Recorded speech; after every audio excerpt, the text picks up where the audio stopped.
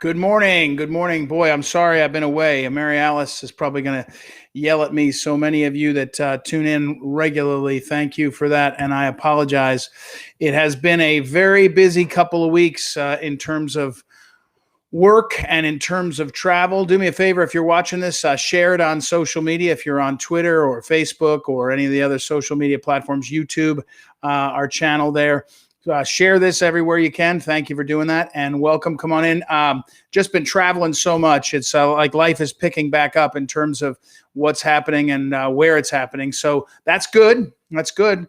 I'm not saying life is getting back to normal, but I am saying life is getting faster again. So at least for me in terms of travel. Hey, let's start like we always should. Let me get this up. Let's start with the Pledge of Allegiance. It is our great pledge. And as we've been going across the country, oh, there it is, going across the country, people love the pledge. You know, you can't yet. They haven't yet canceled the pledge. Maybe they'll come up with something to do there. But let's go ahead and say the Pledge of Allegiance. Join me if you'd like. I'm going to stand up and we get the flag there, and I'll put this up on the old thing so you have it. I pledge allegiance to the flag of the United States of America and to the republic for which it stands, one nation, under God, indivisible, with liberty and justice for all. All right. Thank you all for being in there, and we will get this out of your way. And so, you know, there's a lot happening, almost happening too fast. But you know most of what's happening that's really impacting us, nobody's talking about, at least in the mainstream media. And so you got to work to find it. You got to come here and we have to talk, and you have to watch the right social media influencers, whether it's on Twitter, some good guys that'll give you some clarity. Just have to fight through it. I don't know what else to say. I've taken to in the morning, and when I get to the office or when middle of the morning, not first thing, I put on CNN and then I put on Fox, and I click back and forth to see the sort of polls of where we're being driven and what's happening. So, and because I don't trust either one, I trust Fox more, but I don't trust either one generally. It's just hard to plow through it. So I know it's a challenge, but let me set up for tonight so that I don't plan to watch Joe Biden's speech.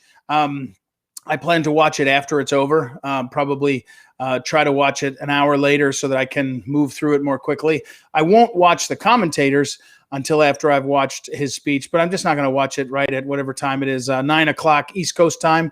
I've got too many things I'm doing right then. I'll watch it either in the morning or after. But so, you know, many people will want to watch it. Here's what I want to tell you is happening. And again, we're being manipulated. And so you just want to know this. His speech tonight will be good. It might even be really good. It will be well written. It will be historically sourced. It will be poll tested to the last, comma. All of that will happen. And when you have the resources of a president and you operate like that, that's how you can do this. So he will say some things that are very offensive to you and to me, but he's only saying them in the parameters of what will be polling. In other words, he'll probably say the great threat of white supremacy is upon us. He's doing that because he knows how he's positioning it, and the country should be offended, but a lot of the country is confused, and we'll get into that. So his speech will be very good, and I'm not very good. It'll be good. He's been in the swamp for 50 years. He knows how these things go off. He knows how to do it. He benefits in this case from a half empty or 2/3 empty chamber, so he won't have the interaction with the crowd and all. But here's what you need to know. His speech will be given to the press in late afternoon. They'll give a draft, and it'll be the title. It'll say, as drafted or something. It won't be the final one because he might change it, but he also may give it and depart from the text, although I doubt it. And when the press gets that, and he's probably talking to them already, the narrative machine is so fine-tuned right now and so in his favor, they will go out and research and position how to make an argument about how effective his speech is. Okay, so let me back up. His speech will be good in the sense that it will be operating in the swamp. It'll be swamp good. It'll be delivered clearly. It will have the right kinds of point. It'll be poll tested. Swamp good.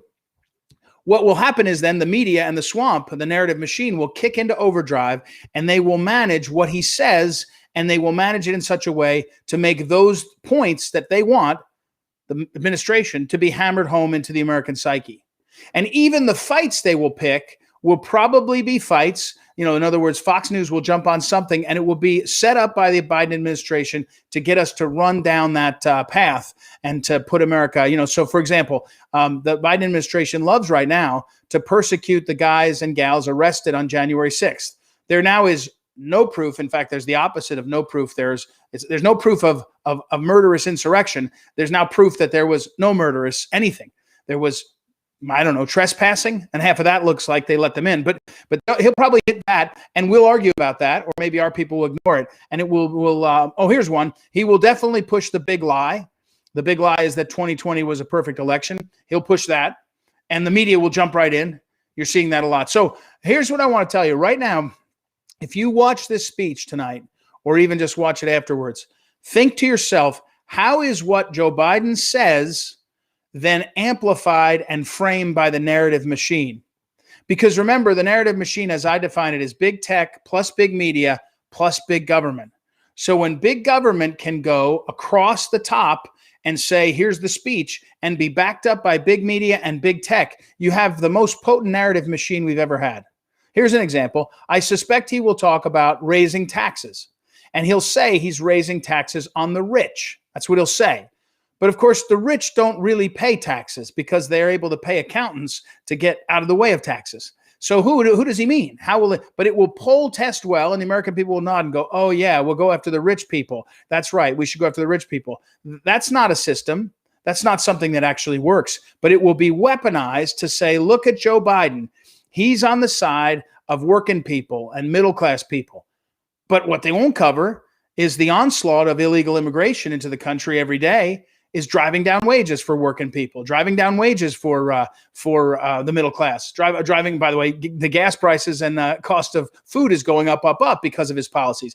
That will all be ignored. So my point here is tonight will be a really good, for the next 24 hours, starting by mid-afternoon, until tomorrow, it will be a perfect encapsulation of the narrative machine.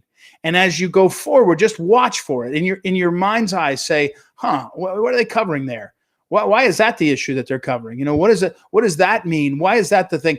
They won't cover schools, except probably to say they'll throw more money at them. They won't say we have real problems in our schools because we have mixed messages from different places. Michigan is saying babies need to wear masks, or infants need to wear masks. Again, where our schools right now, there's uncertainty. This week, in the place I live in, Virginia, this week, for the first time in a year, students are going back 4 days a week, and the teachers are saying it's going to have to be temporary. That's what they're telling the students. So he won't talk about any of that. But watch, this is my lesson. I'll get back to this. Watch how the narrative machine kicks in and how the parts of the narrative machine, big tech, big media, and big government are working together. And one last comment. He'll probably do, because it's right there in the center of this target right now. You're watching the media. They're targeting Tucker Carlson, right? Why? Because Tucker's very effective and he's fearless. So the media is targeting him. It's targeting lesser voices, right? It's targeting Nick Fuentes, I think, is on a no-fly list, maybe. I'm not sure if that's true yet. We'll find out. Other voices have been silenced, but now Tucker Carlson is being targeted. So watch how, if Biden takes a swipe at, I don't know what, let's say bigotry and alludes to Tucker, they'll use it as a way to drag Tucker in. Now, I don't think it's working for Tucker because he's too popular, but it's tiring. It's tiring. In fact, I got a text from one of you all that I mentioned the other day. I always believed that the media's plan and the big tech plan and the narrative machine plan was not so much Trump derangement syndrome. I think that was an after, they made people crazy and some people went nuts. But it was actually Trump exhaustion syndrome, that they wanted more and more people to think, I'm just tired of this. I want something that's more, not so intense all the time. I can assure you one of the tactics of the people attacking Tucker is to wear him down. It's exhausting to be a guy like him and have to deal with it all the time. It's not easy. It's not an easy life. And he's got enough money in the bank and he's got a nice family. I think he probably thinks about moving on to other things all the time. So watch for that. Anyway, watch tonight. The Biden speech, it will be better than you expect, and it will be the narrative machine at its best. All right. Please share this on social media, and we'll catch up. I will be back tomorrow. I'm not traveling the rest of the week, so we'll be able to be together. Talk to you then.